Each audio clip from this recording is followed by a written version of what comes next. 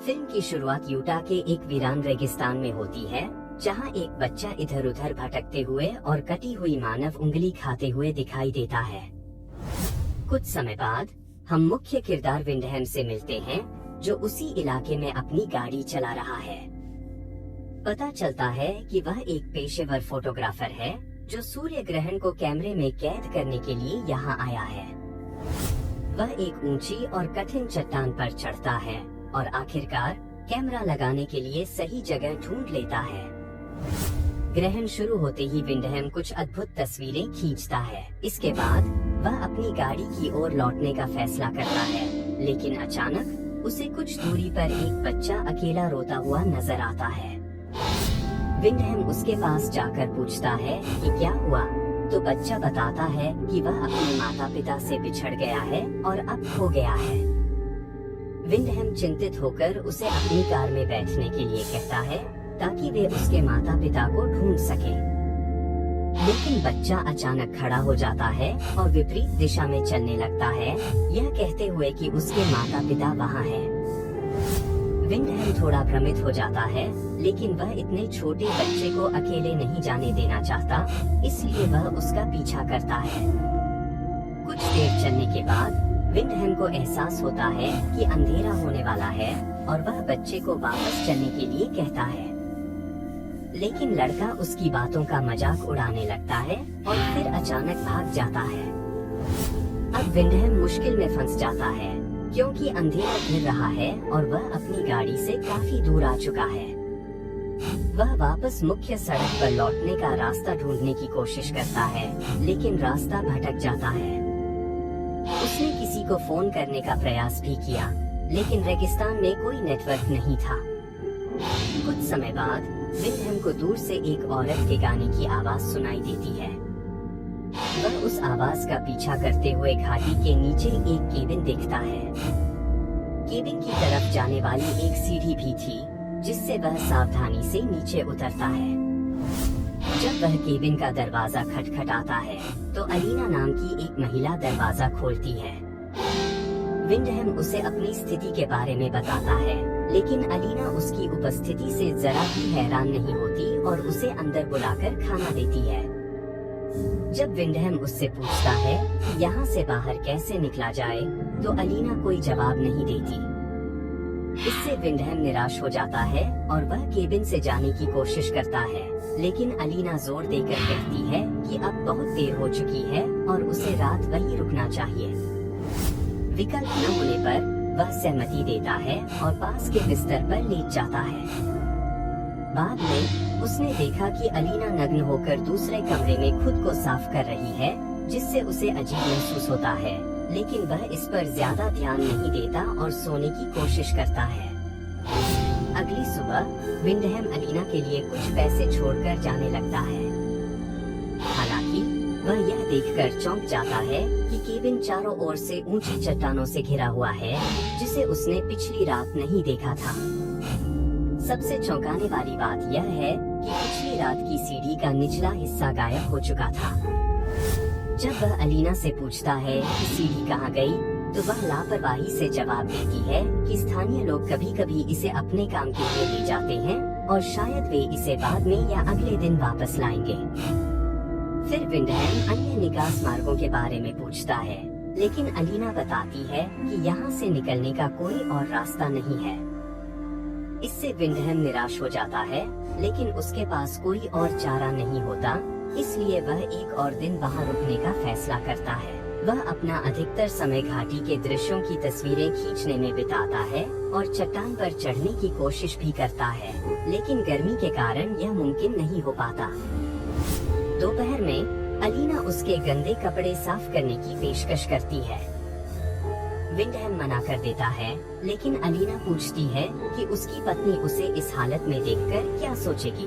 यह सुनकर विंडहैम अजीब महसूस करता है और तुरंत स्पष्ट करता है कि वह शादीशुदा नहीं है। अगले दिन वह अलीना के घर में ऐसी चीजें खोजने लगता है जो उसे चट्टान पर चढ़ने में मदद कर सके। आखिरकार उसे एक कुदाल मिलती है और वह उसका उपयोग चट्टान पर चढ़ने के लिए करने की कोशिश करता है। लेकिन कुछ ही देर बाद कुछ बच्चे अचानक उस पर एक कटा हुआ जानवर का सिर फेंक देते हैं, जिससे वह अपना संतुलन खो देता है और बेहोश होकर जमीन पर गिर जाता है। जब विंडहैम होश में आता है तो देखता है कि रात हो चुकी है और उसे अपने पैर में दर्द महसूस होता है। उसे एहसास होता है कि गलती से गेंद उसके पैर में घुस गई है। वह दर्द में चिल्लाने लगता है और अंततः उसकी आवाज सुनकर अलीना वहां आती है। वह धीरे धीरे कुदाल को निकालती है, जबकि विंडहैम दर्द से कराहता रहता है। इसके बाद वह फिर से बेहोश हो जाता है और जब होश आता है तो खुद को केबिन में पाता है, जहां अलीना उसकी चोटों का इलाज कर रही होती है। 2 दिन बाद जब विंडहैम की हालत थोड़ी ठीक होती है तो वह फिर से वहां से निकलने की कोशिश करता है। वह घाटी के ऊपर की ओर देखता है और मदद के लिए चिल्लाता है, लेकिन कोई उसकी आवाज नहीं सुनता। गुस्से में आकर वह अलीना से जवाब मांगता है कि यहाँ क्या हो रहा है, लेकिन वह कोई जवाब नहीं देती, बस उसे भरोसा दिलाती है कि वह उसकी देखभाल कर सकती है। विंडहैम क्रोधित होकर उससे कहता है कि वह अपने सामान्य जीवन में लौटना चाहता है, क्योंकि उसके बाहर भी एक दुनिया है जहां लोग उस पर निर्भर हैं। अलीना उसके करीब आने की कोशिश करती है, लेकिन विंडहैम उसे दूर रहने के लिए कहता है। कुछ ही समय बाद कॉर्वस नाम का एक लड़का और उसकी बहन घाटी के शीर्ष पर आते हैं और विंडहैम को पुकारते हैं। कॉर्वस बताता है कि उसने पहले चिल्लाने की आवाज सुनी थी और पूछा कि क्या उसे मदद की जरूरत है। विंडहैम राहत महसूस करता है और अपनी स्थिति के बारे में बताता है। कॉर्वस उसे आश्वासन देता है कि उसके पास रस्सी है और वह उसे बाहर निकालने में मदद करेगा। विंडहैम को उम्मीद की किरण नजर आती है और वह बेसब्री से कॉर्वस का इंतजार करता है। कॉर्वस जल्द ही रस्सी के साथ लौटता है और उसे नीचे फेंक देता है, फिर विंड से खुद को रस्सी से बांधने के लिए कहता है। विंड भोलेपन से उसकी बात मान लेता है, लेकिन जैसे ही वे उसे ऊपर खींचने लगते हैं, वे अचानक रुक जाते हैं और विंड का मजाक उड़ाने लगते हैं। वह अब हवा में लटका हुआ होता है और लड़के रस्सी को हिलाकर उसे परेशान करते हैं। एक लड़का तो यहाँ तक करता है कि वह विंड के चेहरे पर पेशाब कर देता है। विंड अपना संतुलन खो देता है और चट्टान से टकराकर बेहोश हो जाता है। जब लड़के उसे और नुकसान पहुँचाने की कोशिश करते हैं तो अचानक अलीना प्रकट होती है और उन लड़कों को उनकी भाषा में डांटती है, जिससे वे डरकर भाग जाते हैं। उस रात विंड होश में आता है और खुद को अलीना के बिस्तर पर पाता है। वह उठने की कोशिश करता है, लेकिन कमजोरी के कारण गिर जाता है। हताश होकर वह रोने लगता है, लेकिन अलीना उसे समझाती है कि उसे अपने नए जीवन को अपनाना चाहिए। विंड उससे पूछता है कि वह लड़के इतने निर्दयी क्यों हैं। अलीना जवाब देती है कि वे सिर्फ भटके हुए बच्चे हैं जिन्हें रेगिस्तान ने एकजुट किया है। वह उससे कहती है कि इसे दिल पर न ले, क्योंकि वे सिर्फ नासमझ और ऊबे हुए लड़के हैं। कहानी कुछ हफ्ते आगे बढ़ती है, जहां विंड ने अपने भाग्य को स्वीकार कर लिया है और शांतिपूर्वक रेगिस्तान में रह रहा है। अलीना उसकी देखभाल करती है और विंड भी उसके प्रयासों की सराहना करने लगता है। एक दिन एक किशोरी उसके लिए भोजन और अन्य जरूरतों का एक पैकेज लेकर आती है। विंड को आश्चर्य होता है कि ये सामान कहां से आया, लेकिन अलीना उसे कुछ भी पूछने से मना करती है और कहती है कि जो मिल रहा है उसे स्वीकार कर लो। विंड को यह शक होने लगता है कि शायद वह भी अलीना की तरह एक कैदी है और उसे यहाँ रहने के लिए मजबूर किया गया है। उसी रात नशे में धुत विंड को बाहर से कुछ आवाजें सुनाई देती हैं। वह हथौड़ा लेकर बाहर जांच करने जाता है और कॉर्वस से मिलता है, जो अब एक महिला के कपड़े पहने हुए होता है। थोड़ी देर तक उसे तंग करने के बाद कॉर्वस उसका हथौड़ा पकड़ लेता है, उसके चेहरे को चाटता है और फिर भाग जाता है। इससे विंड इतना गुस्सा हो जाता है कि वह केबिन में लौटकर अलीना पर चिल्लाने लगता है। वह अलीना पर आरोप लगाता है कि उसने इन पागल लड़कों को उसके जीवन को बर्बाद करने की अनुमति दी है। लेकिन अलीना शांत रहती है और उसे सोने की सलाह देती है। फिर वह अपने बिस्तर पर चली जाती है और नग्न होकर खुद को साफ करने लगती है। नशे में धुत विंड भी उसकी बातों में आकर उसके साथ सो जाता है। कुछ दिनों बाद जब विंड बगीचे में काम कर रहा होता है, लेपस नाम का एक लड़का ऊपर से उसे पुकारता है और पूछता है कि वह क्या कर रहा है। विंड जवाब देता है कि वह खेती कर रहा है और उसे महसूस होता है कि ये गड्ढे अपने आप में एक सूक्ष्म जगत है। लड़का सूक्ष्म जगत का मतलब पूछता है तो विंड उसे समझाता है कि यह बड़े स्थान में छोटे जीवन के निर्माण की अवधारणा है। लड़का विंड की बातों से प्रभावित होता है और ऐसे विषयों का अध्ययन करने की इच्छा जताता है। विंड उसे पढ़ाने के लिए राजी हो जाता है, लेकिन बदले में उससे मदद की उम्मीद करता है। लड़का थोड़ी घबराहट में वहां से चला जाता है। घर पर विंड को एक महिला की पुरानी तस्वीर मिलती है। वह अलीना से पूछता है कि ये कौन है। अलीना बताती है कि यह पहली माँ थी जो यहाँ आई थी। विंड यह सब समझ नहीं पाता, लेकिन अलीना अचानक उसे बताती है कि वह गर्भवती है। वह विंड को यह भी कहती है कि उसे बच्चे की परवाह करने की जरूरत नहीं है अगर वह नहीं चाहता है। विंड को गुस्सा आ जाता है और वह अलीना पर उसे धोखा देने का आरोप लगाता है। वह कहता है कि वह नहीं चाहता कि उसका बच्चा किसी पागल महिला के हाथों बड़ा हो।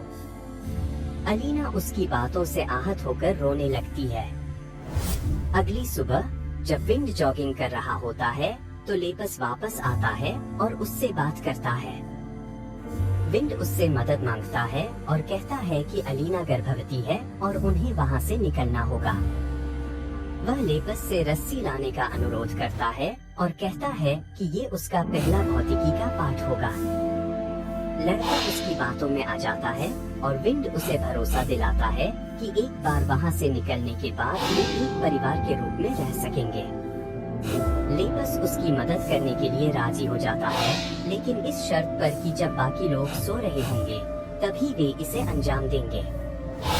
लेकिन उनकी बातचीत को एक और किशोर लड़का सुन लेता है और लेपस को वहां से खींच ले जाता है। बाद में अलीना विंड से पूछती है कि उसने लेपस के साथ क्या चर्चा की। विंड बताता है कि लेपस बाकी लड़कों से अलग है, वह दयालु और बुद्धिमान है। लेकिन जब विंड बताता है कि लेपस ने उन्हें भागने में मदद करने का वादा किया है तो अलीना परेशान हो जाती है। विंड यह भी कहता है कि वह वहां से निकलने के बाद घूमेगा, आजादी का आनंद लेगा और चीज बर्गर खाएगा। अलीना यह सुनकर हैरान हो जाती है क्योंकि वह नहीं जानती कि चीज बर्गर क्या होता है। वह बताती है कि उसने कभी बाहर की दुनिया नहीं देखी। उनके सो जाने के बाद हम देखते हैं कि किशोर लड़के अजीब कपड़े पहने हुए हैं और चट्टान के किनारे किसी अनुष्ठान को अंजाम दे रहे हैं। अगली सुबह जब विंड और अलीना जागते हैं तो वे देखते हैं कि लेपस को घाटी के ऊपर रस्सी से बांध दिया गया है। वह मर चुका होता है और उसकी पीठ फटी हुई होती है। अलीना घबराकर चिल्लाती है और कहती है कि भाइयों को एक दूसरे के साथ ऐसा नहीं करना चाहिए। वह विंड पर अपने बेटे को बचाने में असफल होने का आरोप लगाती है और गुस्से में आकर उस पर हमला करती है। अंततः वह उसे लकड़ी के टुकड़े से मारकर गिरा देती है। कहानी कुछ महीने आगे बढ़ती है, जहां विंड को एक पिंजरे में बंद देखा जाता है। अलीना, जो अब बुरी तरह गर्भवती है, उसे जीवित रखने के लिए उसे खाना और पानी देती है, लेकिन इसके अलावा ज्यादा कुछ नहीं कहती। एक दिन विंड घाटी के ऊपर एक महिला को देखता है और उसका ध्यान आकर्षित करने की कोशिश करता है। वह मदद के लिए चिल्लाता है और उससे पुलिस को बुलाने की अपील करता है। महिला उसे कॉल करने का आश्वासन देती है, जिससे विंड को उम्मीद बंधती है। लेकिन कुछ समय बाद वह देखता है कि कॉबस उस महिला को पकड़ लेता है और बेरहमी से मार देता है। विंड निराश होकर पिंजरे को मारता है और सोचता है कि शायद वह इस नरक से कभी नहीं बच पाएगा। उसी शाम एक छोटा बच्चा विंड के पिंजरे के पास आता है और उसे एक फल देता है। विंड फल स्वीकार कर खा लेता है, जिससे उसकी भूख शांत होती है। थोड़ी देर बाद उसने देखा कि अलीना और किशोर लड़के एक धार्मिक अनुष्ठान में व्यस्त हैं। तब उसे पता चलता है कि ये लड़के वास्तव में अलीना के बच्चे हैं, जिनके पिता अलग अलग लोग हैं। अनुष्ठान के दौरान अलीना अपनी आंखों पर पत्ते रखती है और लड़के आग के चारों ओर नृत्य करते हैं। कुछ दिन बाद जब सर्दी शुरू हो जाती है तो अलीना विंड के लिए एक कंबल लाती है। विंड इस मौके का फायदा उठाकर उससे उसे रिहा करने की गुहार लगाता है। वह कहता है कि वह अपनी पिछली जिंदगी में वापस नहीं जाना चाहता और उसके साथ इन बच्चों की परवरिश करने के लिए तैयार है। लेकिन अलीना स्पष्ट करती है कि उसने कभी विंड की परवाह नहीं की। उसे सिर्फ उसके बीज की जरूरत थी और अब जब बच्चा गर्भ में आ चुका है, वह उसके लिए बेकार हो चुका है। वह बताती है कि उसे जिंदा रखने का एकमात्र कारण यह था कि वह उनके बच्चे के जन्म का इंतजार कर रही थी। अगली सुबह अलीना को संकुचन होने लगते हैं और वह असहनीय दर्द में होती है। वह विंड को पिंजरे से आजाद कर उससे मदद की अपील करती है। वह स्वीकार करती है कि वह बहुत दर्द में है और उसने ऐसा कभी नहीं महसूस किया। इतने सब कुछ के बावजूद विंड को अपने बच्चे की परवाह होती है और वह अलीना की मदद करने का फैसला करता है। लेकिन तभी वह देखता है कि किशोर लड़के घाटी में भागने के लिए सीढ़ी डाल रहे हैं। यह उसे एक कठिन स्थिति में डाल देता है, क्योंकि एक तरफ अलीना को उसकी जरूरत है और दूसरी तरफ यह उसका एकमात्र बचने का मौका है। अंत में विंड अलीना को उसके हाल पर छोड़कर सीढ़ी की तरफ बढ़ता है। लेकिन तभी वह नवजात शिशु के रोने की आवाज सुनता है और रुक जाता है। वह मुड़कर अपनी बेटी को गले लगाता है और पिता बनने के इस पल का आनंद लेता है। अलीना बच्ची को लेकर उसे खिलाने और उसकी देखभाल का वादा करती है। वह कहती है कि एक दिन यह बच्ची उसके उद्देश्य को पूरा करेगी और एक माँ बनेगी। विंड को धन्यवाद देते हुए वह कहती है कि अब उसका काम खत्म हो गया है। विंड कुछ समझ पाता इससे पहले ही एक बड़ा लड़का उसके पीछे से आकर उसका गला काट देता है। अंतिम दृश्य में अलीना विंड का सामान पैक करती है और उसे एक ट्रंक में रखती है। फिर वह अपने रोते हुए बच्चे के पास जाती है और उसे सांत्वना देने की कोशिश करती है। घर के बाहर विंड की लाश को जमीन पर सड़ते हुए दिखाया जाता है।